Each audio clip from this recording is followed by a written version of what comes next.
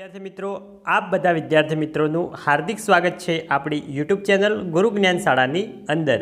તો વિદ્યાર્થી મિત્રો, આજના આ વિડીયોની અંદર આપણે ધોરણ 9 વિષય સંસ્કૃતની અંદર જે આપણું પ્રકરણ 3 છે પર નિધનામ કહ એનું સ્વાધ્યાયનું સંપૂર્ણ સોલ્યુશન આ વિડીયોની અંદર જોવાના છીએ। તો વિદ્યાર્થી મિત્રો, વિડીયોને તમારે સ્કીપ કર્યા વગર છેલ્લે સુધી પૂરેપૂરો જોવાનો છે। અને મિત્રો, જો તમે અમારી ચેનલ ઉપર નવા આવ્યા હોય તો અમારી ચેનલ વિશે જણાવી દઉં કે આ ચેનલ ઉપર તમને ધોરણ 9ને લગતા તમામ વિડીયો જોવા મળી જશે અને આવનારી પરીક્ષાઓને લગતા પણ તમામ વિડીયો અમારી ચેનલ ઉપર તમને સાચા સચોટ અને સૌપ્રથમ જોવા મળશે। તો હજુ સુધી જો અમારી ચેનલને સબસ્ક્રાઈબ ના કરી હોય તો સબસ્ક્રાઈબ કરી દેજો અને તમારા સાથે ભણતા બીજા મિત્રોને પણ શેર કરજો, જેથી કરીને તેમને પણ લાભ થઈ શકે। તો હવે આપણે સ્વાધ્યાયનું સોલ્યુશન સ્ટાર્ટ કરીએ। તો જોઈએ પહેલો, વિકલ્પેભ્ય સમુચિત પદમ ચિત્વા લિખત, કે સાચો વિકલ્પ પસંદ કરીને પ્રશ્નનો જવાબ લખવાનો છે। પહેલો, અહ ઘટ પંડિત, તો આવશે બી અસ્મિ। નેક્સ્ટ બીજો જોઈએ કે વાયુ ઇતિ શબ્દ પર્યાય શબ્દ ક, એટલે કે સમાનાર્થી શબ્દ। તો વાયુ એટલે મિત્રો થશે વાયરો, તો વાત પવન બધું સરખું થાય, તો આવશે સી વાતઃ। ત્રીજો છે ગવાક્ષ શબ્દસ્ય અર્થ ક, તો આવશે ગવાક્ષ, એનો ગુજરાતી શબ્દ કહેવાનો છે, તો આવશે ડી ઝરૂખો। નેક્સ્ટ હવે આગળ વધીશું આપણે વિડીયોમાં। ચોથો છે કે ભૂપાલ માર્ગે શ્રુવણખંડમ, તો આવશે સી અક્ષિપત। પાંચમો છે સંસારે કૃદુષ અનપરાજેતુ કોડપી ન અહર્તિ, તો આવશે બી સંતુષ્ટમ। છઠ્ઠો છે અહદાન ખાલી જગ્યા, તો આવશે બી કરીક્ષ્યામી। સાતમો છે કશ્ય શિખરે મુકુટ સદા તિષ્ઠતિ, તો આવશે બી મસ્તકસ્ય। અને વિદ્યાર્થી મિત્રો, ધોરણ 9ના બીજા વિષયના પણ સ્વાધ્યાય સોલ્યુશનો આપણી ચેનલ ઉપર કરેલા છે, જે તમામ વિડીયોની લિંક આ વિડીયોના ડિસ્ક્રિપ્શન બોક્સમાં આપેલી છે, ત્યાં જઈને તમે જોઈ શકો છો। અને મિત્રો, હા, અચૂકથી અમારા વોટ્સઅપ ગ્રુપની અંદર તમે જોડાવાનું ભૂલતા નહીં, કારણ કે ધોરણ 9ની તમામ માહિતીઓ તમને ત્યાં જોવા મળી જશે। જોઈએ બીજો, સંસ્કૃત ભાષાએ ઉત્તર લિખત, એટલે કે સંસ્કૃત પ્રશ્નોના ઉત્તર સંસ્કૃતમાં જવાબ આપવાના છે। પહેલો છે અગ્નિહ કહ ભસ્મે કરોતિ, તો એનો ઉત્તર થશે અગ્નિહ મુદુરહ ભસ્મે કરોતિ। બીજો છે રાહુ કેન શાંત ભવતી, તો રાહુ દાન ગ્રહેણ શાંત ભવતી।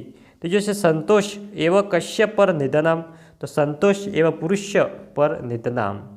ચોથો છે ભ્રમર કુત્ર બંદી ભવતી, તો ભ્રમર પુષ્પસ્ય અંતમાર્ગે બંદી ભવતી। તો હવે આપણે નેક્સ્ટ વિડીયોમાં આગળ વધીશું। તો જોઈએ ઉદાહરણ મુજબ શબ્દો રૂપાણ પરિચય કેટલખટ, એટલે કે ઉદાહરણ પ્રમાણે આપણે શબ્દોના રૂપો લખવાના છે। તો મિત્રો જોઈ શકો છો, શબ્દોના રૂપ તમને આપેલા છે। મૂળ શબ્દ, અંતઃ, લિંગ ઓળખાવાનું છે, વિભક્તિને કયો વચનનો છે। તો પહેલાં જોઈએ ઉદાહરણ। તો જના, મૂળ શબ્દ થશે જન, અંત થશે અકારાંત, પુલ્લિંગ, પ્રથમા ને બહુવચન। એવી રીતે મિત્રો સમગ્ર બધા જ વાક્યોના મૂળ શબ્દ, અંત, લિંગ, વિભક્તિ ને વચન આપેલા છે। જો મિત્રો અલગ અલગ કલરથી માર્ક કરેલા છે, જેથી તમને લખવામાં સરળતા રહે। તો જોઈ શકો છો, પ્રસાદસ્ય, ગવાક્ષે, વૃષ્ટિ, પંડિતમ, વિવાદર્ત્યો, તો એના સંપૂર્ણ મિત્રો આપેલા છે, જે તમે વિડીયો સ્ટોપ કરીને લખી શકો છો સમજીને। તો હવે આપણે નેક્સ્ટ આગળ વધીશું। ચોથો છે કથાનુસાર ધાતુરૂપે રિક્તસ્થાન પર્યાતિ, એટલે મિત્રો તમારે જે પાઠ્યપુસ્તકની અંદર રિક્તસ્થાનો છે એની અંદર તમારે ધાતુના 3 રૂપો આપેલા છે, એમાંથી જે ખાલી જગ્યા હોય છે એની અંદર તો મિત્રો જે લાલ કલરથી માર્ક કરેલા છે એ તમારા જવાબો છે, જે તમે જોઈ શકો છો। તિષ્ઠતિ, તિષ્ઠંતી, અહર્થ, અહર્તંતી, ગ્રીષ્યાવ, તો ગ્રીષ્યામ, ભવિષ્યંતી, તો ભવિષ્ય, જોઈ શકો છો સંપૂર્ણ જવાબ આવેલા છે।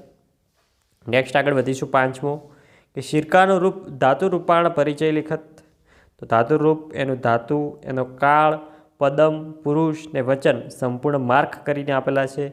તમે વિડીયો સ્ટોપ કરીને મિત્રો લખી શકો છો, જોઈ શકો છો, અલગ અલગ કલરથી દર્શાવેલા છે, જેથી કરીને મિત્રો તમને લખવામાં કોઈ ભૂલ પડે ના અને તમે આસાનીથી લખી શકો। અને મિત્રો હા, સમજીને લખવાના છે।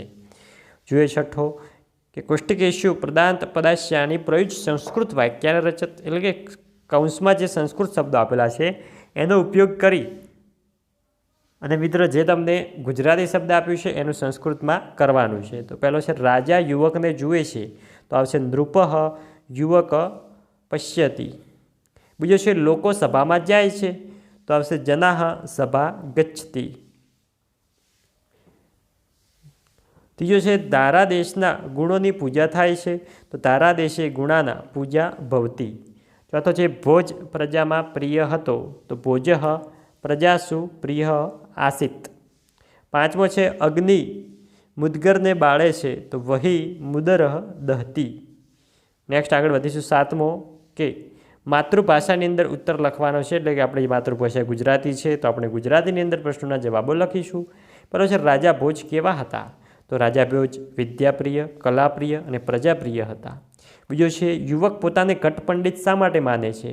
તો યુવક કહે છે કે જેમ ઘડામાં છલોછલ પાણી ભરેલું હોય છે તે જ રીતે મારામાં પૂરેપૂરું જ્ઞાન છે, એટલે હું પોતાને કટપંડિત માનું છું. ત્રીજો છે રાજા ભોજ અને યુવકનો વિવાદ ક્યારે અટકી જાય છે? શા માટે? તો રાજા ભોજ યુવકની વચ્ચે જ્યારે સંતોષનો વિષય આવતા જ વિવાદ અટકી જાય છે, કારણ કે સંતોષથી બધું શાંત થઈ જાય છે. ચોથો છે ધારા દેશની શી વિશેષતા હતી? તો ધારા દેશનો રાજા વિદ્વાન, કવિઓ અને કલાકારોનો કદરદાન હતો. દૂર દૂરના દેશોમાંથી અનેક વિદ્યા નિપુણ પંડિતો અને કવિઓ ધારા દેશમાં આવતા અને ભોજ રાજાના દરબારમાં આવતા અને રાજા પાસે યોગ્ય કદર પામતા. તો વિદ્યાર્થી મિત્રો, આ હતું આપણું ધોરણ 9 વિષય સંસ્કૃતની અંદર પાઠ 3 છે એનું સ્વાધ્યાયનું સંપૂર્ણ સોલ્યુશન. વિદ્યાર્થી મિત્રો, વિડીયો સારો લાગ્યો હોય વિડીયોને લાઇક કરજો. ચેનલ ઉપર નવા હોય ચેનલને પણ અચૂકથી સબસ્ક્રાઈબ કરીને જજો. અને નેક્સ્ટ તમારે ધોરણ 9નો કયો વિડીયો જોવે છે એ પણ અમને કોમેન્ટ બોક્સની અંદર જણાવીને જજો, જેથી કરીને તમારા માટે અમે તે વિડીયો લાવી શકીએ. મળીશું આવનાર વિડીયો સાથે. ત્યાં સુધી આવજો. જય હિન્દ, જય ભારત.